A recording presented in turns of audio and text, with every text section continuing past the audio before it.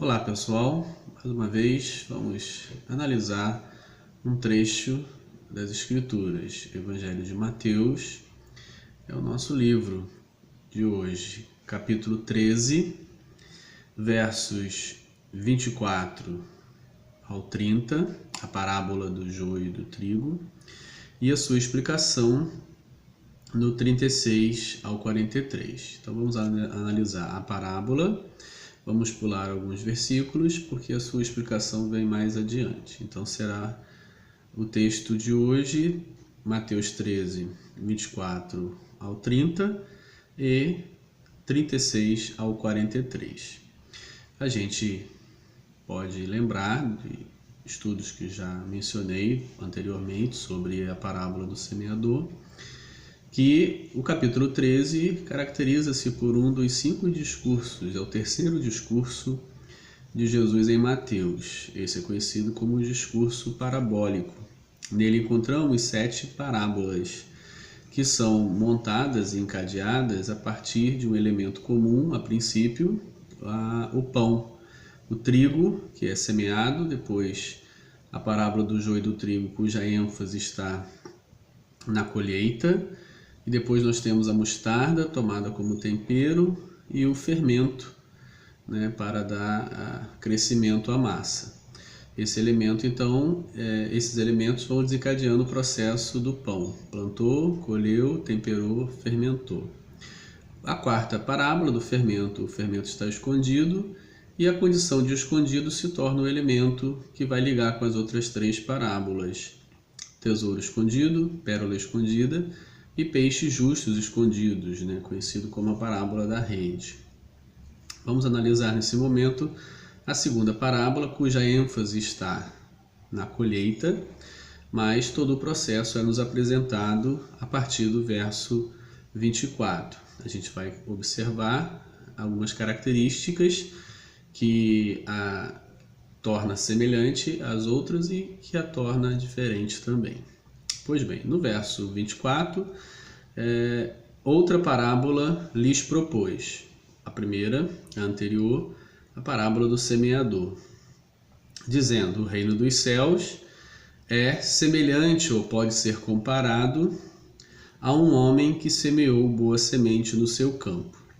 Já percebemos que a forma é comparado a, ou é semelhante a, é introduzida nesse momento. A parábola anterior do semeador, capítulo 13, verso 3, parte B, diz: eis que o semeador saiu a semear. Não há uma introdução comparando a parábola ou elementos da parábola ou a cena da parábola com o reino dos céus. Mas agora, a partir da parábola do joio, este elemento, essa característica é trazida, o reino dos céus, o império de Deus, é comparado, ou pode ser comparado, a um homem que semeou boa semente no seu campo. Outra característica importante em relação à parábola anterior, do semeador, é que naquela o semeador parece não ter uma terra boa, uma terra produtiva, apenas 1/4 dela seria boa e produtiva.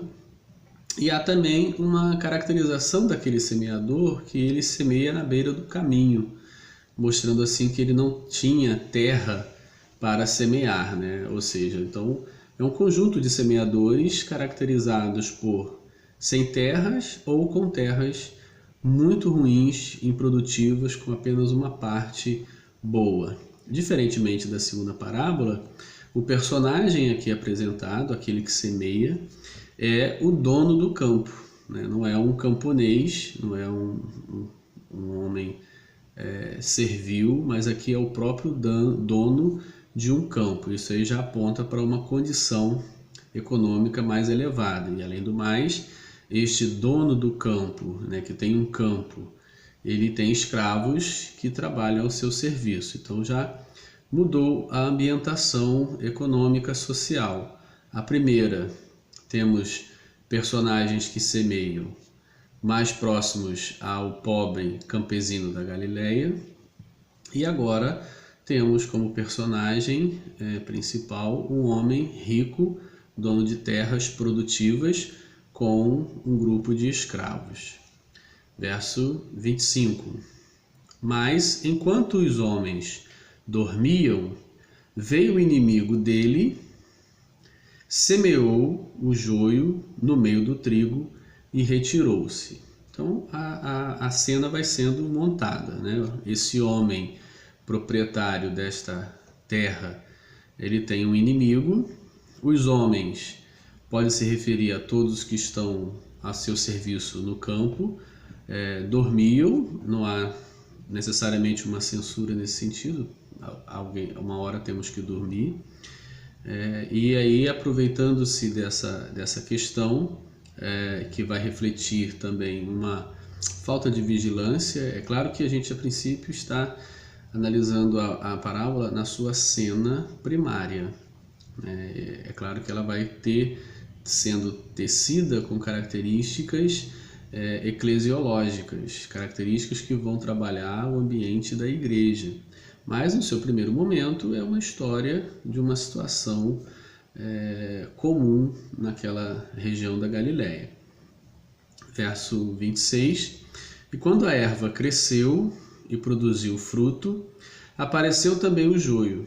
Então, vindo os servos, os escravos do dono da casa, lhe disseram: Senhor, não semeaste boa semente no teu campo? De onde vem, pois, o joio? Ele, o Senhor, porém, lhes respondeu: um inimigo fez isso. Mas os escravos, os servos, lhe perguntaram: queres que vamos e arranquemos o joio? Não, replicou ele, para que, ao separar o joio, não arranqueis também com ele o trigo. Deixai-os crescer juntos até a colheita. E ao tempo da colheita, direi aos ceifeiros: ajuntai primeiro o joio, atai-o em feixes para ser queimado, mas o trigo recolhei-o nos seus celeiros. A cena em si parece estranha aos escravos, ou seja, os escravos, os servos, esperam ou esperavam que o Senhor arrancasse ou mandasse arrancar o joio. E de uma forma inesperada para os servos, o Senhor, o dono do campo, dá ordem para que deixem crescer juntos, para que não arranquem o joio, para que não possa prejudicar o trigo. E que na colheita, então, a questão será resolvida, e serão separados. Pois bem, essa é uma temática muito comum na pregação do Evangelho, João Batista, Jesus e depois a igreja, que é o retrato escatológico do fim, da consumação dos séculos e do período que antecede este momento final. Numa caracterização da parábola eclesiologicamente, ou seja, para o seu ambiente na igreja, é rico de ensinamentos. Podemos entender que a igreja convive com os maus ou com o mal, e há uma certa preocupação do Senhor nessa convivência, mas há uma promessa de que no momento final haverá separação. Então, uma das coisas que são apresentadas é a convivência, do trigo com o joio, até um determinado momento, essa é a promessa do dono do campo, que no determinado momento vai se fazer a separação, mas que por enquanto essa separação não deve ser feita por ordem do dono do campo. Passamos ao verso 36, onde então começa-se a explicar os elementos da parábola. É muito provável, a partir do verso 24 que lemos, outra parábola lhes propôs, é muito provável que esse lhes se refere à multidão e aos discípulos, ou seja, a audiência da parábola é a multidão e os discípulos. No verso 36, há uma mudança de audiência. No verso 36, então, despedindo as multidões, foi Jesus para casa. E aí, mais uma vez, lembramos, de outros estudos, que a palavra casa nos evangelhos faz uma referência, principalmente no momento da redação, da leitura, onde a igreja já existe, ao ambiente da igreja. A igreja se reúne em casa, e casa é o lugar do ensino, casa é o lugar da reunião, é o lugar onde a igreja está reunida para aprender aos pés de Jesus.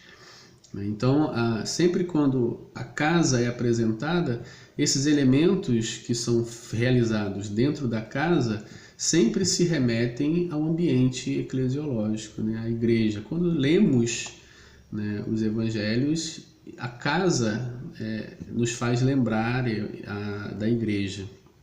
Então, é na casa, é na igreja, que os discípulos então aproximam-se de Jesus e pedem-lhe um ensino, e é o que está escrito. Então, despedindo as multidões, foi Jesus para casa. E chegando-se a ele os seus discípulos, ou seja, na casa, há uma comunhão maior, uma aproximação dos discípulos com o Senhor Jesus. Disseram: explica-nos a parábola do joio e do campo. Ou seja, então é na casa que o ensino é dirigido. Explica-nos. E ele respondeu. Aí vem, a partir daí, nós temos quase que um dicionário, um vocabulário, em que 7 elementos, 7 vocábulos da parábola vão sendo dados significados. Por exemplo, verso 37, ele respondeu: o que semeia boa semente é o filho do homem. Ou seja, então já explicou que aquele homem, dono do campo, que tinha os seus servos e que semeou a boa semente no seu campo, é o filho do homem, ou seja, é Jesus. Verso 38, o campo é o mundo. Então a gente já percebe claramente a explicação. O campo é o mundo, ou seja, é todo o mundo. Nós vemos a universalidade da obra de Deus, do reino de Deus. O reino de Deus envolve o mundo inteiro. O campo é o mundo. A boa semente são os filhos do reino. Percebe que já há uma mudança de vocabulário em relação à primeira parábola do semeador. Lá, a semente é a palavra. Aqui, a semente são os filhos do reino. Isso é muito interessante porque a gente não pode correr o risco de tomar ao pé da letra todos os símbolos de uma determinada parábola e aplicá-lo desenfreadamente em todas as parábolas que aparecem. A gente precisa ter um certo critério e não achar que se aqui significa isso, então todos vão significar isso. Temos que ter cuidado com isso. Por exemplo, temos aqui uma evidência de que isso não pode ser assim ou não é assim 100%. A semente lá era a palavra, aqui a semente são os filhos do reino. Então, muita cautela quando vamos atribuir símbolos aos elementos das parábolas, como se houvesse um símbolo comum para todo. Bem, aí continua. O joio são os filhos do maligno. Então, a gente já começa a perceber que a convivência entre trigo e joio é uma convivência entre os discípulos de Jesus, os filhos do reino, aqueles que querem praticar a justiça, são nascidos de novo, seguem a Jesus, têm a fé em Jesus, no caminho de Jesus. E o joio são aqueles que não têm essa fé, que não querem uma vida santa, justa e de amor, como Jesus nos ensina e nos exige. Então já percebemos que o joio do trigo é uma referência à convivência entre aqueles que querem seguir Jesus, praticar as suas palavras, os seus ensinamentos, e aqueles que não querem. E esses dois grupos convivem no mundo, que é o campo. Verso 39. O inimigo que o semeou é o diabo. Então, nós vamos vendo aí o vocabulário. O que é o campo, o que é a semente, o que é o joio, o que é o inimigo. E a ceifa é a consumação dos séculos, e os ceifeiros são os anjos. Então é uma parábola claramente escatológica. É uma parábola com uma carga apocalíptica muito grande. É uma parábola que é para apontar-nos à escatologia, ao fim dos tempos. Como será no fim dos tempos? A separação entre os justos e os injustos, como nos fala no livro de Daniel. Verso 40. Pois assim como o joio é colhido e lançado ao fogo, assim será na consumação do século. Mandará o Filho do Homem os seus anjos, que ajuntarão do seu reino todos os escândalos e os que praticam a iniquidade. Ou seja, essa temática apocalíptica está presente nos discursos apocalípticos, por exemplo, Mateus 24, né? Daquele momento do fim em que o Senhor, o Filho do Homem, manda separar os justos e os injustos, né? Ajuntará os seus servos, né? Arrebatará os seus servos, tomará para si os seus servos e ajuntará também os que não são seus servos. Então, essa ênfase da colheita, ajuntar o joio num lugar, ajuntar o trigo em outro lugar. Por exemplo, na pregação de João Batista, no mesmo Evangelho de Mateus, nós temos a palha e o trigo, né? O trigo é junto no lugar, a palha é junta em outro lugar. Então essa temática apocalíptica está presente nos textos apocalípticos e nesta parábola que tem um cunho apocalíptico muito forte. Verso 42. E os lançarão na fornalha acesa. Ali haverá choro e ranger de dentes. Lançar na fornalha acesa claramente nos aponta a Daniel capítulo 3. É claro que agora numa inversão. Enquanto em Daniel capítulo 3 o rei, né, lança Daniel e os seus amigos são lançados na fornalha porque não adoraram a imagem do ídolo, agora há uma inversão, né? Agora quem é lançado na fornalha são os que adoram o ídolo, são aqueles que não seguem o caminho da justiça, não seguem o caminho do Senhor, né? Então há uma referência a Daniel a partir de uma inversão. Lá os justos foram lançados na fornalha, aqui os ímpios serão lançados na fornalha. Ali haverá choro e ranger de dentes, também uma alusão já mencionada no Evangelho de Mateus ao Geena, né? Geena, uma palavra grega que vai fazer alusão ao lixão da época, um lugar, né, onde o verme não morre, ou seja, a abundância de verme é constante, e o fogo não se apaga, né? O lixão, pela produção do gás, nem a chuva consegue apagar o fogo que ali é produzido por causa do gás que alimenta aquele fogo. Essa é a imagem, né, o Geena, o lixão, é a imagem que se usa para que a gente entenda esse lugar de perdição e de punição. Ali, nesse lugar, haverá choro e ranger de dente. E os justos, ao contrário disso, diz o verso 43, resplandecerão como o sol no reino de seu Pai. Quem tem ouvidos, ouça. Ou seja, quem entendeu isso, quem está disposto a seguir isso, obedeça, siga. Né? Ou seja, há bastante referência aqui a uma questão escatológica de Daniel. Os justos vão para a vida, os injustos vão para a perdição e a punição eterna. Pois bem, essa parábola traz para nós essa mensagem apocalíptica e ela tem os seus elementos próprios muito interessantes. A gente pode e deve fazer uma leitura para o nosso momento, né, em que uma igreja tem, né, como instituição, né, não como a Igreja Universal do Senhor Jesus, invisível, mas sim como instituição religiosa, a igreja pode ser comparada a este campo também, né, onde há pessoas que realmente querem seguir a Jesus com coração sincero, com amor, com o Espírito de Deus, e há aqueles que se agregam à instituição sem esse objetivo primário, né, com outros objetivos próprios. E aí há uma certa convivência entre esses grupos. E é difícil haver a separação, né? Os servos aqui da parábola, que podem representar cada um crente em Jesus, desejavam arrancar o joio, né? E a ordem que foi dada foi para não fazerem isso. É no final dos tempos, é na colheita que serão separados os justos e os injustos, ou seja, o joio e o trigo.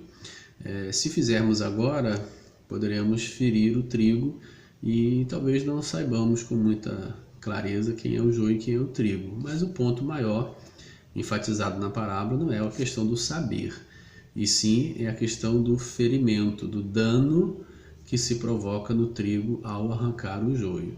É claro que os servos, na parábola em si, na história em si, sabiam distinguir entre trigo e joio. O joio não é parecido com o trigo, dá para distinguir. O problema não estava na identificação de um e de outro. O problema está que as suas raízes se entrelaçam no subsolo. E aí que é o problema. E ao arrancar um pode danificar o outro. Então essa é uma questão também muito clara nos nossos dias, né?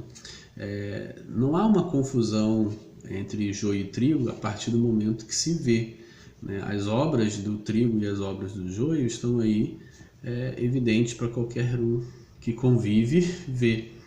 O ponto da parábola não é a confusão da aparência, né? Isso é muito importante a gente lembrar, que o ponto não está na aparência entre o joio e o trigo, e o ponto está entre o entrelaçamento das raízes e o dano que causa ao trigo a colheita do joio.